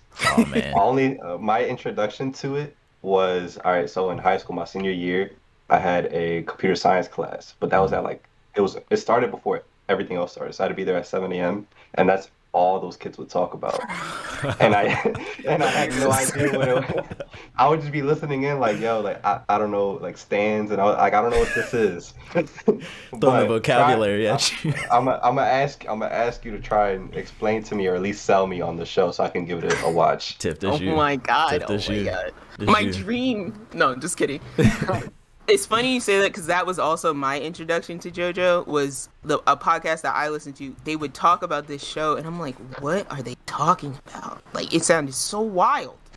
And I always when I tell people about JoJo, the first thing I tell them is like, it's a show you can't spoil, because if you tell people stuff out of context, it makes no sense, and they're not gonna have any idea what you're talking about until they actually see it happen, and then they'll be like, oh snap, now I know what he's talking about. That's facts. But the best way I can, the JoJo that you're referring to, when you first stands, you've already skipped the first 2 parts of JoJo. So Which you can. Yeah, you can. You technically can, and I tell people if you can't handle a slow burn, don't watch the first 2 seasons. Start on the 2nd season, or the 3rd season. I'm sorry, but yeah, the first 2 parts are about Jonathan and Joseph. Jonathan Joestar is the very first Joestar, and the first season is the shortest. It's like 10 or 12 episodes, and it's just explaining how Jonathan meets Dio, and Dio is the villain of all villains. Yeah. But so yeah, Jonathan actually meets Dio, like it's back in the 1800s. So Dio's carriage like crashes, and his father's dying in the accident. And so Jonathan's father takes Dio in, and Dio just becomes problems for Jonathan. Like, he's pure evil, and he makes Kicks puppies. Yeah, like he's that guy. Dio is the guy that, like, they bring him in from the rain and stuff, and they make him all nice, and he's like, thank you, Mr. Joestar, for taking me in. And then, like, Mr. Joestar walks away, and he turns to Jonathan, and he's like, I'm gonna kill your whole family, man. Like, Dio is that guy where he's just doing dirty stuff all day while no one's looking. So that's kind of season 1. Season 2 is about Joseph, who is Jonathan's grandson, who has to then take up a fight of his own. The fighting mechanism in the first 2 seasons is something called hamon, and it's a special breathing technique that harvests the energy from the sun, so that they can kick people's asses, essentially. And then part 3, which is where most people start, is about Jotaro Joestar, or Jotaro Kujo, who is actually Joseph Joestar's grandson. So by blood, this runs deep. Yeah, lineage. this is why I love. This is why Yeah. JoJo's like one of the best anime. Okay, so Jotaro, there's something that happens that I'm trying not to spoil for you, but there's something that happens in part 2 that creates stands essentially from Hamon, kind of, and a little bit of something else that happens. And so Jotaro gets a stand, but he doesn't know what it is. And so then that's when Grandpa Joseph shows up, because he also got a stand halfway through his life. And then they all kind of come together in part 3 because Dio is back. And he was gone for all of part 2. So it kind of goes on from there. So part 4 is about Josuke, who is actually Joseph's son and Jotaro's uncle, but he's younger than Jotaro because Joseph is a dirty old bastard who cheated on his wife. Damn. So Josuke also has stand abilities. I have like a skit, like Yeah, a web, a map just here. This is why I say it's easier. People say that part 1 and 2 are boring, but I say it's easier to start from part 1 and 2, because if you try to jump into part 3, you're gonna be like, who are all these characters and why should I even care about them? Yeah. But yeah, so part 3 is part 1 is a like revenge story. Part 2 is a traditional battle tournament training arc shonen type deal. Part 3 is a cross country big epic like fight every week adventure. Part 4 is a murder mystery. Part 5 is like a heist type crime suspense thriller. Type of thing. Yeah, and then, well, we're coming up on part 6, so I'll spare you the details. But yeah, JoJo is one of the most dynamic anime. Like, it adapts and changes with it. generations. When you're watching it, the references to stand names are all music from that era. My friend, like, his mind exploded because we were watching part 5, and the ending theme, I think in the beginning, is like help me out, bro. It's not Jodeci. Is it Jodeci? It's Jodeci freaking you. Yeah, it's freaking you straight up. Araki, the author of JoJo, is really into American music. So everything references American music. All of the stands are based on band names. And I think part 7 might have a Kanye West reference. Part 5 references Notorious B.I.G. and Tupac. I'm in. And Babyface. Music is my This jam. is kind of what got me in, right? Like, I was like, oh, homeboy is up. Like, he's an old Asian dude that loves young people stuff. Yeah. So, like, awesome. I can talk about JoJo all day, but that's just, like, a very high level. Yeah. But yeah, there's so much in there, and there's a lot of, like, there's not too much theory crafting. It's not one of those shows where you're gonna, like, people are crafting theories. Like, everything's there for you to see. Questions are always answered. It's not going to string you along, and every season starts and ends. So even though there's this big overarching story with the family, every season has its own start and ending story, and you feel done. You know, it doesn't leave you hanging. Right. So you're not like for example, Attack on Titan's halfway through, and we're just like, what the? No, it doesn't do that. JoJo doesn't do that to you. Like, it'll have you, like, on edge, and it'll take people away from you that you don't want to leave. But it'll finish the story, and that's what I appreciate about it. It's wild, though. It's wild. I will say, just from looking at this link, a big thing for me, especially for anime, is like art style and like character design. Unique and art that's what style. Even if I don't know about the show, if it looks aesthetically pleasing, I'll give it a watch. And just this photo alone on the link, I'm just like, yo, like, there's so much thought into each character's design that I'm like, I could watch just for this. You remember them all. They stick with you too. Like, even if you don't remember their names necessarily, you remember who they are, what their stand does. Like, they stick with you in most cases. It's just it's incredible amounts of character design. And I'm like, I just say swag. I'm like, it has too much swagger. The show has a lot of style. And like, anime. Yeah. It really does. Cool. So yeah, that was all the news we had. I don't know if you guys had any or anything that you saw or heard about that you want to talk about, but let me know. Oh no! Oh shit! You gotta turn your hat back around. Right? Gotta turn that cap around. Random battle encounter. Mark, defend those Funko Pops immediately. Nah, I'm on your team, bro. She's a Funko Pop hater. I love Funko Pop. Explain to me why you feel the need to keep those soulless coli. Let's go. Lucio, that's my boy. Terrible. Too. I got my trunks inside my PC too that Mark gave me. What do you guys see in these things? I know they're cheap. I get that. They're cheap. Adorable. But they're not. They're soulless. I feel like it's like anything like you would collect for anything, you know, whether if it's like a poster or just any type of little trinket. You just feel like it's something that you love and you're just like, yo, I just need to have that with, like, it's something I need to have. Like, I don't know. That's why, like, Tiz tries to show me Funko Pops of things I love, and I was like, great. It took away all the features of the thing that I love, and it made it soulless. Perfect. I love it. The eyes, It's just the eyes, eyes, yeah. It's the eyes. True. It's just the eyes. So yeah, that's a never-ending fight on this podcast, because Tiz, like, I assume like one day he's gonna have a room of Funko Pop that I'm gonna have to unbury him from. That's the my life goal, just so I can send you the picture of it, just every single Funko. Just one room designated Funko for room. You feel me? Yep. Just so you know, you guys are all keeping GameStop alive. So that your GME. Funko purchases. That GME. All right. So this is a section. Actually, you know what? Hold on to your pants. Let's do this proper.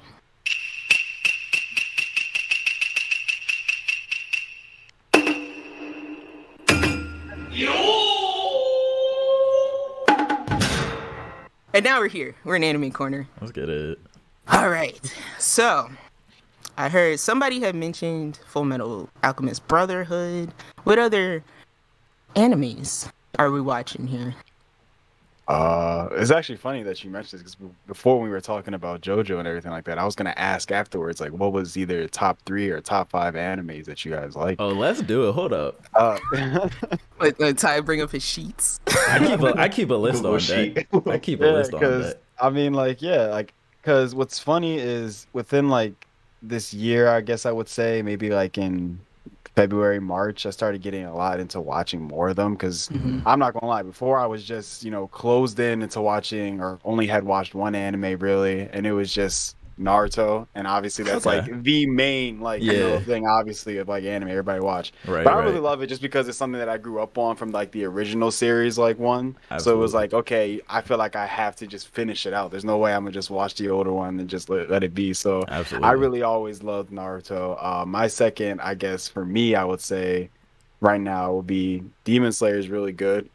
Like obviously Vic, you're watching it. I like loved it, loved the art style for it as far as just it's very weird too because Demon Slayer for certain things it just look very super graphical. Like I remember they show like water in it, and you're just like, why does this look so like realistic for no The art reason? style is awesome. I'm Why like, why? they got GameCube assets in here? I'm like, Rise looks so good for no reason. But yeah, Yeah. I love Demon Slayer too. Um, one of my favorites, I know Vic's favorite too, is older one. It's just Cowboy Bebop. It's just more of a Classic. laid I back had to chill get one. I had to get him in there. Classic. Yeah, it's amazing. It is. Also, another series coming out live action. Netflix. Yeah, Yeah, Netflix yeah, live I've heard action. about that It's too. getting really good reviews so far. So Yeah, yeah. Oh, Tis. people are seeing it. People are seeing it already. yeah, They I doing guess people are screenings? seeing it. Yeah. That's dope. Wow, Okay. that's great. Yeah, I'm gonna watch and it. but yeah, and I think my last like really good for like top 5 would be like Hunter x Hunter. Hey, Hunter x Hunter, I just love the story. It's let's just go. it feels so like you're able to just watch it whenever. Yeah. On deck. Sorry. I love the theme songs, man. They're I have so to have it great. here because I think if we just keep playing it, they'll finish the They'll They'll finally finally come show. finish it. They'll finally give us the end of it and a Yo, story. Somebody called it hiatus x hiatus. I seen that the other day. I was like, dang, it's true though. Basically, That's yeah, I really perfect. love Hunter x Hunter. I would definitely give an honorable mention though for one anime that's kind of an anime, really. Yeah, I don't know if anybody has seen Castlevania. Absolutely. Mm, You've seen it? Yeah, So absolutely. good, Clean. so Really good. good. Like, oh my god, it was crazy. I wasn't like expecting anything of it when I Mhm. watched it. Like, I was like, maybe it's just gonna be some kind of like cheesy because obviously it's a game. Mhm. So I was expecting it to be maybe some cheesy, anime kind of, Did you play the just game? Go.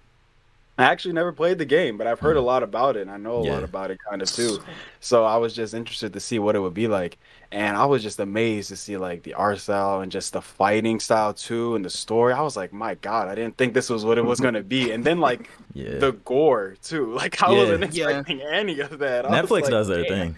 Yeah, They've been so doing their thing. I was like, wow, this is really good to watch. Yeah, but those are Absolutely. like mine. So I Did you don't see know, the like- Nightmare of the Wolf yet?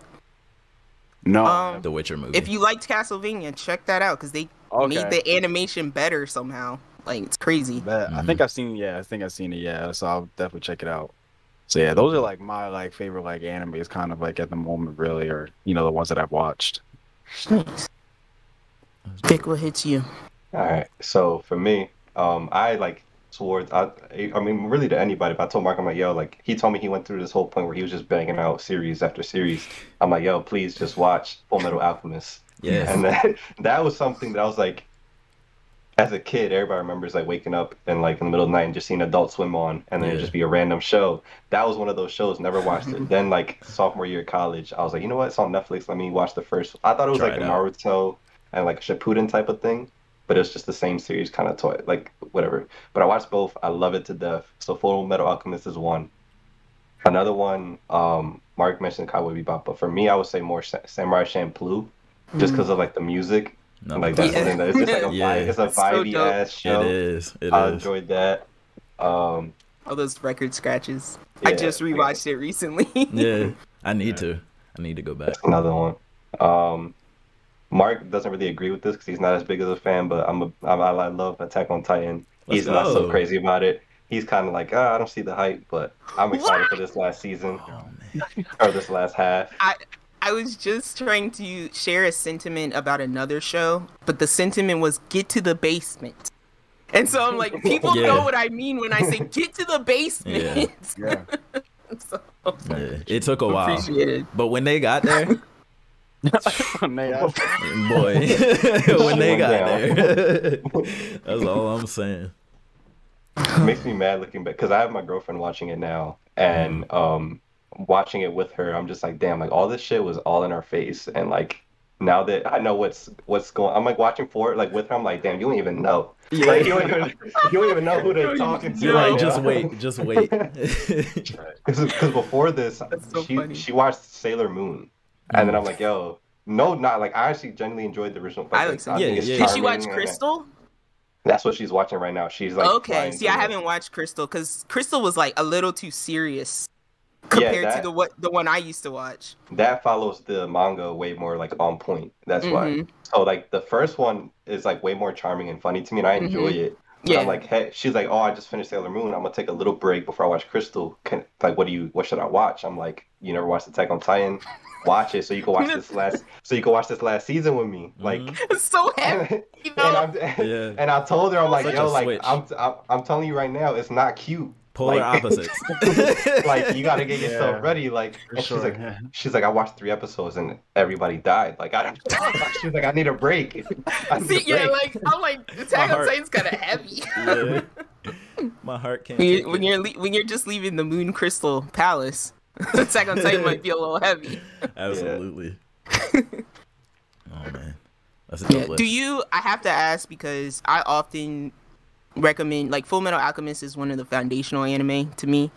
Do you feel like I'm a purist and I realize I don't care whether people have time or not, so I go, you should watch the original before you watch Brotherhood, because that's the only way you can really appreciate what Brotherhood does. What? I hate the original. After watching Brotherhood, I liked the original when it was all I knew, but after I saw Brotherhood, I was like, really? Yes, with the mother. You get way more with the mother in the original, I feel like. So what's funny is that I haven't finished, like, Brotherhood, but just based off of because I watched the original one. So now I'm trying to watch Brotherhood, and like the original one was definitely more like emotional, more feeling. I feel like compared to Brotherhood. From what I've seen from Brotherhood so far, like the original was way more, emotional. I can tell for sure. I feel like Brotherhood is more fulfilling story-wise, but the original there's something there. Like, there's a reason you came back to watch Brotherhood. Yeah, it's not bad, but I think for me, like, when I first saw the original, I loved it. I was like, oh my god, this show's great. Then I saw Brotherhood, and I was like, I was like, why wasn't this? Yeah, why didn't they just do this? Yeah. That's just like I noticed the difference immediately just watching like a couple episodes. They jumped so quick into the story compared to the original. The original was like, hey, let's take this walk to the end where we have to go. And Brotherhood was like, let's just get in the car. Like, why are we walking? Let's just hurry up and get there. Like, it was a big difference. That's fact. There's no hatred I hold. I can't think right now anybody I hold more hatred for than Nina's father. Like, I got so much beef with that man. But to go back to what you were saying earlier about like being a purist, and like even when you were telling me about JoJo, like I can't skip those first 2 seasons, even if you said like I feel like I have to, like I have to like go through that to like, because I don't want to feel lost. Like I just want to make sure that I gotta see him kick the dog to really understand his evil. You know what I'm saying? I'll see it. Yo, he's not. That's the point that I hated him. I was like, all right, I hate this dude now. Like, and I'll also argue, like, last thing is that Joseph, you spend the most time with Joseph. Like, you see him as a young man, an adult, and then as an old man. So that's why I'm like, you get the most time with him if you watch from part 2. You know, yeah. Anyway. But so sorry, good. You first. Ooh, no, you go first. Okay, I was just gonna get my list.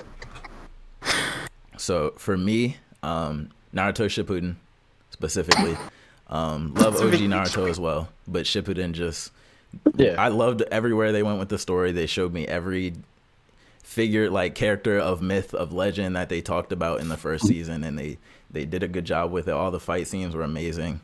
And just like Mark said, I grew up with it, so it's like I'm always gonna have that kind of bias and attachment to that show, even though I do acknowledge it's not the best anime, you know what I'm saying, at this point in 2021.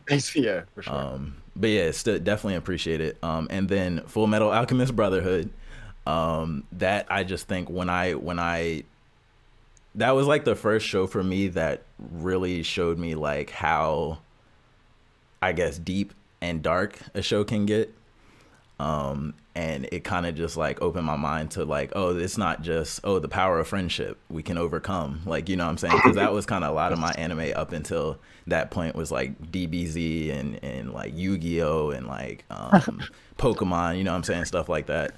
So yeah, that I definitely appreciate Full Metal Alchemist Brotherhood for where they went. And then I always shout out Yu Yu Hakusho, best English opening of any anime ever. Over Bebop? I'll go hard for some Bebop. Oh yeah, bro, I can't Bebop's fight you on Tank. Yeah. I love Bebop, but Bebop's 2 to me. I don't know why. Yeah. Bebop's saucy. Bebop's saucy. But yeah, like you yeah, I just think it's funny you always add that for the opening. Yeah, Yu Yu yeah. Hakusho. There's a lot of other things in Yu Yu Hakusho No. that are like banger.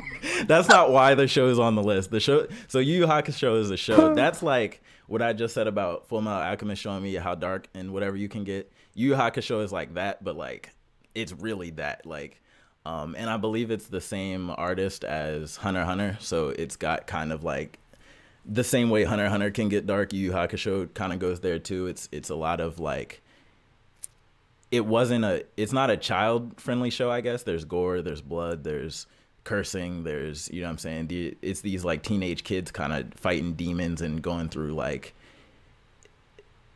they show how it's not really like easy all the time, like, and it's not a friendly job, you know what I'm saying, it's not friendly to be they call them spirit detectives because they go around hunting demons or whatever. And then Yusuke's life isn't easy either, so that was refreshing.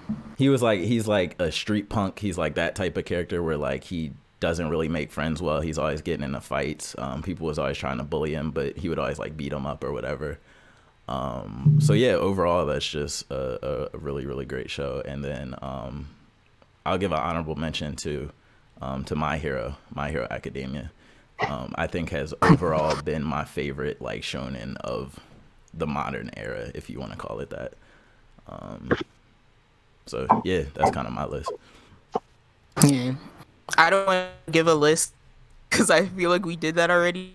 Mm-hmm. But I just, for you guys right now, I feel like I have to personally, because you said Cowboy Bebop and Samurai Champloo, I honestly think that Blood Blockade Battlefront is that for this generation, this era, so to speak. So it's called Kekai Sensen or Blood Blockade Battlefront. I always recommend that to people who if you like that episodic, like you don't need the big overarching story epic. It's just a fun little like interesting watch with like a lot of quirky characters coming together and different things. And it takes place in like New York City, so it's got that jazzy vibe to it. And then Tiz turned me on. I always like come back to Golden Kamuy because I never expected Golden Kamuy to be like one of my top 10 anime, but with the voraciousness with which I watched it, like I can't deny that there's something there. Sugimoto is like such a strong character that I'm like, how aren't there more people dressing like this dude at conventions and stuff? Because he is an insane character, like. Yeah. And so those are ones that like in a way they're honorable mentions to me because yeah, I'm always gonna like be like JoJo's probably like my favorite anime, and then I like I'll say Gurren Lagann because I always say Kamina is my favorite anime character because he's so strong. He's just a strong anime character. So, and then Dragon Ball is your ramen noodles, right? It's your mac and cheese. Everybody like people who say they either don't like Dragon Ball or have not seen it, I'm like, who are you? You're not a real person. It's the culture. Yeah, exactly. It's the culture. So, but I don't try to judge people by their anime exposure, but that's just kind of like if you listen to this podcast for any length of time, like I think we probably made a Dragon Ball reference at least once an episode. So, yeah, and awesome. Yeah, but I mean, my anime, I would say my favorites are not safe for recommendation. Is how I like to put it, because it's very subjective, right? So like, I have a lot of music animes in my favorite anime because I am so moved by music. So yeah. Shout one out. One that I never hear anyone ever talk about is Nodame Cantabile. And it's an older anime. It's like a 2006-ish, 2005. And I think I talked about it on the podcast when we did our 9x9, but this one is like very orchestral music because I was really into classical music back then. But it's also just, it's weird. It's people being brought together by the way they play music and how they interpret music and how music affects their lives. And the animation around people playing instruments and stuff is really good for the time that they made it. So it was like when someone's hand would be on a guitar, they would actually have them moving to the frets and fingering and plucking the strings. And so back then, like in 2006, they weren't doing that a whole lot in anime. So I really appreciated that about that show. Dope, So dope. yeah, do we have time to talk about our current anime? How you guys Tiz, feeling? did you want to? On time? I'm good. Whatever You you guys guys. good? We're good. Yeah. Okay. Because yeah, this will probably be the last thing we usually talk Yeah. about, like the current shows that we're like actively watching now that are still coming out with new episodes or whatever. So yeah. But yeah, we wanted to get a vibe for what you guys generally like to watch. Because I just watch shonen. I say I'm a shonen head. I'm not sure. Yeah, same. Honestly. With your death notes here and there. Yeah, all shoots. Hey, I will argue that Death Note is a shonen. You because could, Light yeah. doesn't see himself as a boy hero. But all right, let's get into it, because this is a big episode this week. And if you don't know what we're talking about My Hero, because that anime has pretty much taken over this season as far as like doing it. They're doing it. Yeah. And Tiz, do you want to kind of take the lead on this one, because I feel like villains are your area of expertise? Yeah, so we kind of got the Tomura backstory this episode. That was like excuse me, hold on. Boys, are happened? you familiar with My Hero at all? Do you want us to like be safe and not spoil things? It's up to you. We can be safe. I mean, I probably would, because I'm not gonna lie, I haven't watched it. It's on my list, and yeah, I'm just trying to get around to it. So I mean, I guess I just yeah. want. we can I don't tiptoe want him to around. get spoiled by Yeah. accident. Yeah. Just by sitting here. Okay, so in that case, I'll say, so this episode was kind of Tomura's backstory, where we kind of got his past, and Tomura is essentially they have this group called the League of Villains, which is like a collection of villains, and they're kind of like, the cool thing that they do with this show is that they have the heroes and they follow the hero story, but they also treat the villains equally as like characters that we're trying to get to know and care about and stuff. So now they're kind of doing this whole villain thing. They're calling it My Villain Academia. And they're kind of it's just a section of episodes that are just focused on the villains and their backstories and who they are and stuff. And Tomura is like the leader of this group. And he's like, this is not really a spoiler, but he's like obviously super messed up in the head. He has like, you can tell he had like a traumatic past. And they kind of delve deep into that. And I'll just say the thing that I left, and I texted this to my sister, the thing that I left the episode with was, I was like, I kind of want this dude to destroy the world a little bit now. Like after I seen what happened to him, and like, cause they talk about what happened to him, like, but they don't show it. And in this episode they show it. And after watching, I'm just like, dang, like I don't blame him that much. Like, yeah, like I really don't blame him that much. So I think it's super interesting. I think what they're doing right now for the villains is working. Even Spinner, because Tiff, me and you joked about Spinner, and we were joking about, he's like this dude, his power is just lizard.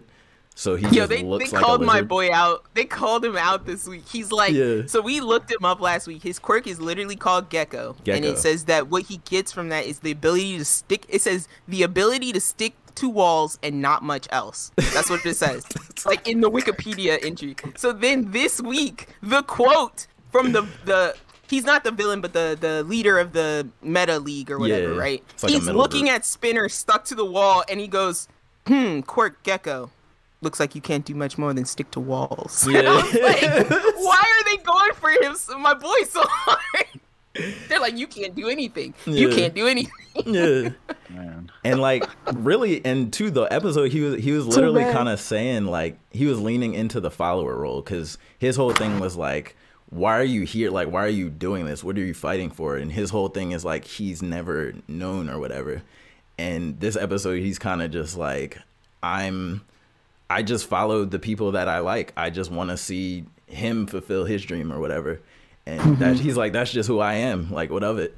And so he kind of had his little moment or whatever, of just like defining himself, I guess you would call it. But yeah, I was gonna say, all I think is that I think he is supposed to be our like stand-in, right? Yeah. The viewer of like, he's a villain, but he's like the most normal villain of all these villains. Yeah. So like that's why I felt like he wasn't gonna get the huge backstory that everybody else was getting. Yeah. Because we assume like he was a lizard as a kid. He probably got bullied, and now he's a villain. Like I imagine that's all that there really is to that. But yeah, I do like where they're going, and I assume. Do you think Dobby's next? Because we only got like 2 more episodes in this season. I feel like we're missing someone, but that's why I was like, Spinner could be in here, or they could go back to plot before they get to Dobby. But yeah, I feel like I feel like they're pigeonholing themselves to like, you're showing every villain except this one, which is the one that everyone's interested Wants to see. Yeah, I agree. I agree. So if they don't, I feel like they're setting themselves up for like a bit of viewer disappointment. But you know, we'll see. So I have trusted them for the most part in why they show us things when, and you know, have certain characters go through certain things at certain times. So. Oh, so one other thing I just remembered. I really like Reed Destro's power, and if you haven't watched My Hero, I love Reed Destro's power. If you haven't watched My Hero yet, this is one of the dopest things about the show. It's what they do with the superpowers. So they call them quirks because they're like, they might not be good. Like you might just get like your fingernails grow long or something like that. Like it might just be weird stuff. Or no, remember the one guy just has fang teeth. So like his teeth are just big. Yeah. And his life just sucks. And it's like, that's it. And then some people can shoot fire out of their hands and stuff like that. You know what I'm saying? So, but this dude, his quirk was he accumulates all of the stress that he feels throughout life, like day to day. And then he channels it through his body to get like super buff. And he has this one attack where he like focus all the stress into like a black hole in his hand, and he just throws it at you. He just throws like a giant death ball of stress at you. And I'm just like, that's a power I can vibe with. Like, I thought that was so cool. Yeah, they have a bunch of quirks like that, like throughout the show, which I think is a highlight of it for sure. And they're really leaning into my quirk is my part of my personality in a way that they haven't before. Because in the past, it always felt like because we're watching like teenagers and kind of children, it felt like they are being molded by their quirk. Mm-hmm. Like the guy who talks to animals is going to be like quiet and shy because he's always whispering to animals, right? Mm-hmm. And Bakugo's going to be loud and blasty because he makes explosions. Yeah. So, but it's like now they're kind of like reversing it, whereas it's like, no, the quirk is that way because the person is that way. Yeah. And that's one thing I wanted to say about Tomura is that I always say that Tomura is my favorite villain on My Hero. Because he's already shown us growth. Like he went from like, I'm just a villain because I'm a villain to like, okay, now I'm going to be a villain with a purpose as opposed to just causing destruction and being a bad person. Yeah. And then also too, I don't think that what they showed us this week served to sympathize him. When you texted the thing, like, I want him to kind of destroy the world, I was kind of I still don't sympathize with him, but I get why he is the way he is now, and I get why he was lost as a villain, why he didn't have a goal, right? I want to ask you a question on that. Mm-hmm. If, without spoiling, I'm not going to spoil it, with what happened to him, if that happened to you, what would you do as like an older person? I wouldn't become a villain. That's what I'm asking. Would you still be a hero? I might become a shut-in. Okay. I might become a person who doesn't acknowledge. Like I might become like his dad. I'm taking out everybody. I'm just saying I might become like his dad and not acknowledge super people at all, right? Yeah. Or I might shy away from my power and wear gloves and never touch anyone. Right? I'm taking out everybody. But see, like I'm my thought is not to then put on a leather trench coat and take my family's hands to my face and then go around crumbling buildings. That's not what I'm gonna do. So that's not a spoiler either. His power is to disintegrate things that he touches with his hands.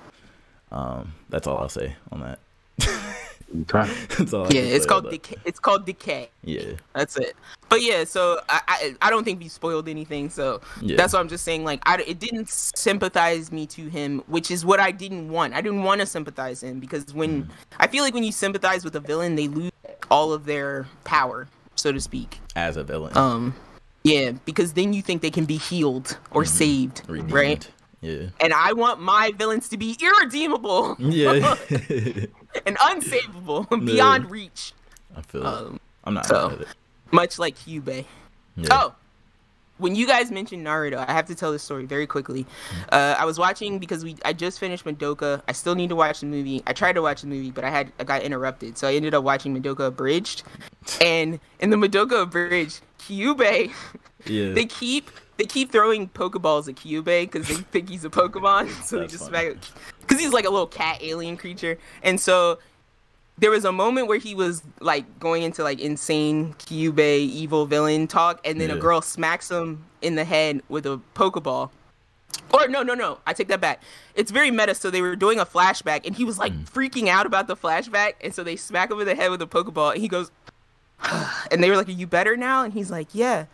And he goes, "I'm sorry, I've been watching a lot of Naruto lately." And he's like, "You don't have to introduce a flashback every time you need to explain a piece of plot." And he was like wigging out, and I was just like, "Oh my god, this is too meta right now." Naruto is flashback king. Yeah. But yeah, every time you guys kept saying that, it was making me think of him like losing his mind. Yeah, for the Naruto flashbacks. That's funny. So Naruto Kai is a great thing that people made. Fans made, and it cuts out all of that stuff. Need One Piece Kai. So yeah, I think that brings us to the end of the show. Yeah. We safe? Okay. Yeah. So this is usually where we share our socials, gents. So if you would like to do that, I'm going to give you the platform to do so. Plug everything. Right. For sure. I'll just make this easy. So if you go to basically on all platforms at Real Etcetera. So that's REALETCETERA. I'll put it in the description. I'll put it in the description too. Yeah. You go to that, and then on those, and pretty much all of our like pages, you'll see a link tree to like it'll take you to everything else. So we're available on YouTube, all podcast like platforms, TikTok, Twitch, everywhere.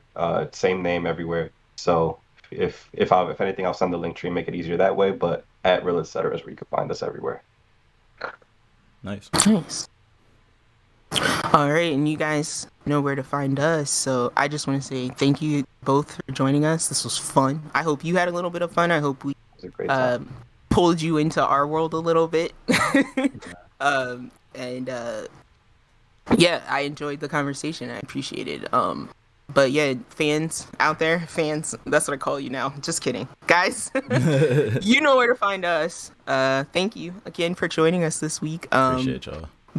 I'll say this at the end because we do tend to go a little bit in more detail. We'll probably talk about that episode of My Hero a little bit more in detail next week because I think there's some very specific details we should get to. Yeah. But we don't want to spoil right now. So stay tuned for that. But otherwise, you can email us, linkravelclash@gmail.com.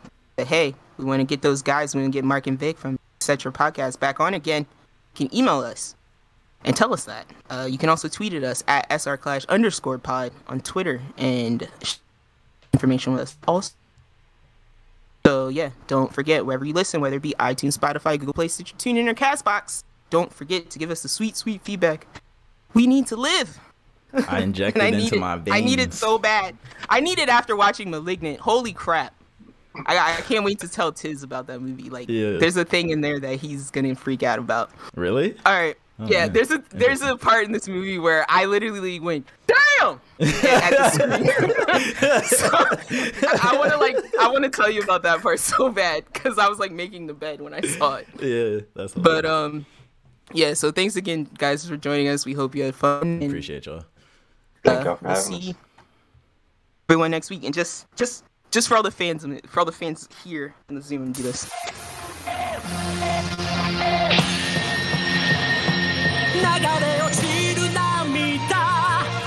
Bring it back! Do it. Finish it! Get that man's back fixed and have him finish this. Or no, he's the lazy one. This is the lazy one? Yeah, it's a lazy. Yeah. Alright, well, somebody go and take care of that. Alright, guys, we'll see you next week. All right, peace out, y'all. Bye! Yeah.